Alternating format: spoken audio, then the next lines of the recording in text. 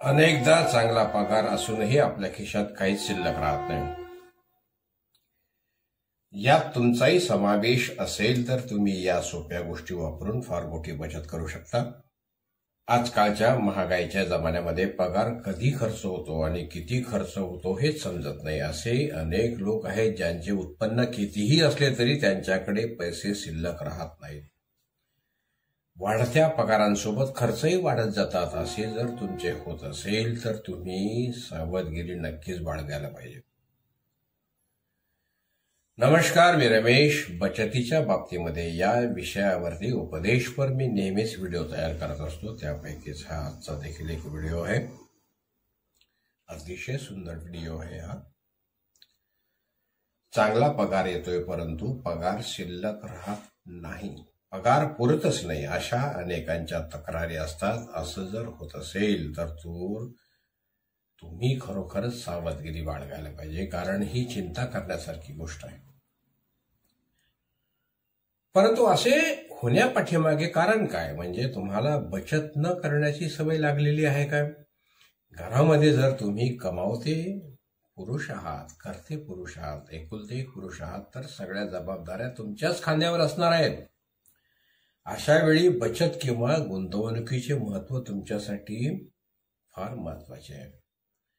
मी घरामध्ये एकटा करता पुरुष आहे, मी एकटा कमावणार आहे आणि सर्व जबाबदाऱ्या माझ्यावर आहेत. त्यामुळे माझा खूप खर्च होतोय, मी बचत करू शकत नाही असे जर म्हणत असाल तर नक्कीच ते चुकीचे आहे. या उलट जास्तीत जास्त गुंतवणूक करण्याची जबाबदारी आपली आहे.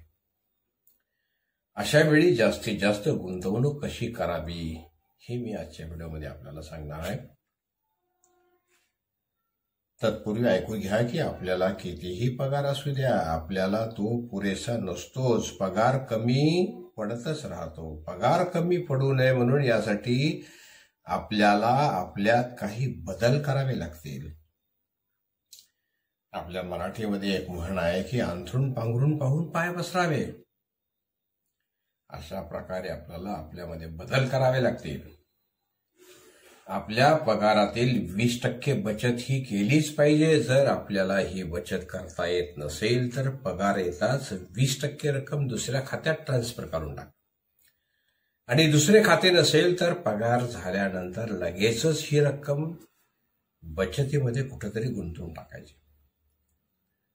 पगार झाला की लगेचच ही रक्कम गुंतवायची बरं का. कारण आपल्याला वाटत असेल की महिन्याच्या अखेरीस गुंतवणूक करू सगळा खर्च भागल्यानंतर, परंतु नेमकं काय होतं त्यावेळेस काही खर्च तरी निघतो, नवीन खर्च निघतो किंवा आपल्याला खरेदी करावीशी वाटते. अशा वेळेस तो पैसा खर्च होऊन जातो. त्यामुळे पगार मिळताच गुंतवणूक करून टाका आणि जी काही शिल्लक राहील त्या शिल्लकीतून कुटुंबाचा खर्च भागवायचा प्रयत्न करा. जर असे वाटत असेल की 20% रक्कम गुंतवल्यानंतर आपण आपल्या कुटुंबाचा खर्च भागवू शकणार नाही, तर दुसरा पर्याय म्हणजे आपण आपल्या अनावश्यक खर्च जो आहे त्या खर्चावरच्या गोष्टी आपण खर्च बदलून टाकायचा आणि तो खर्च कमी करायचा आहे. मात्र गुंतवणुकीच्या बाबतीमध्ये कोणतीही तडजोड करून चालणार नाही. सुरुवातीला तुम्हाला काही अडचणींना सामोरे जावे लागेल, काही अडचणी येतील, परंतु हळूहळू बचत करण्याची सवय आपल्या अंगवळणी पडू लागेल. आजकालच्या काळामध्ये बचत करण्यासाठी विविध पर्याय आहेत. तुम्हाला सर्व माहित आहे. RD, PF, SIP, mutual fund असे अनेक योजना आहेत. त्यामध्येही ठराविक रक्कम गुंतवू शकता तुम्ही. वाटल्यास 20% रक्कम ही विभागून वेगवेगळ्या योजनांमध्ये गुंतवा, परंतु बचत करणे मात्र हे खूप काही महत्वाचे आहे. अगोदर म्हटल्याप्रमाणे आपण आपल्या खर्चावर नियंत्रण ठेवून बचत करू शकतो. म्हणजे नेमके काय करू शकतो?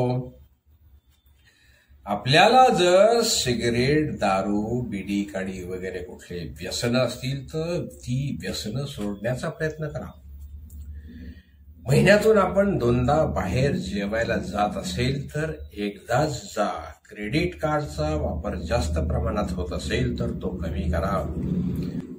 मित्रांसोबत पार्ट्यामध्ये खर्च करत असाल तर या सवयीवर मात्र नियंत्रण ठेवा. तसेच विविध कंपन्यांकडून मिळणाऱ्या ऑफर्समुळे आपण अनावश्यक खरेदी करतो.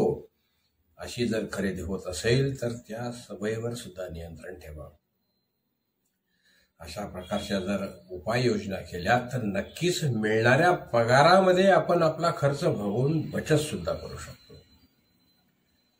तर मग कधीपासून तुम्ही या उपाययोजनांचा वापर करून बचत करण्यास सुरू करणार आहात? तुम्ही जर बचत करत असाल तर काहीही हरकत नसेल, परंतु बचत करत नसाल तर नक्कीच बचत करायला सुरुवात करा.